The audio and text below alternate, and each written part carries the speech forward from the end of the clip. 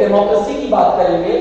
तो वहां पे सब लोगों को वोट देने का अधिकार है, सब लोगों को चुनाव लड़ने का अधिकार है,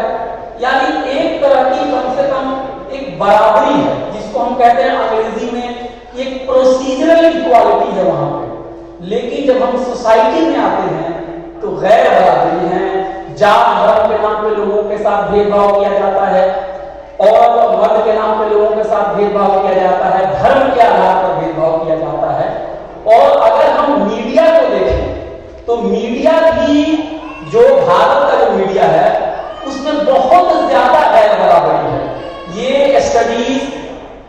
की जा चुकी है कि बड़े बड़े ओहदों पे, बड़े बड़े पोस्ट पे जो बैठने वाले जो लोग हैं वो लोग किसी एक खास समुदाय, किसी एक खास जाति, किसी एक खास वर्ग, किसी एक खास इलाका, किसी एक खास सोच, किसी एक खास जमात, किसी एक खास फिक्र के लोग हैं। और जब भारत के किसी भी संस्था में एक ही तरह के लोग काबिज हो जाएंगे तो वहां पे डाइवर्सिटी, विविधता एक खत्म हो जाती है। और यही वजह है कि जब दलितों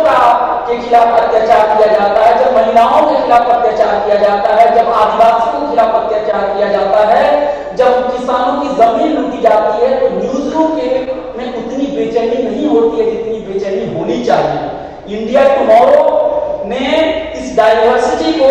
बहुत ही अपने केंद्र में रखा है, अपने मर्कज में रखा है और वहां पे तमाम लोगों की बात वहां पे हो रही है। खासकर जो कमजोर तबका है उनकी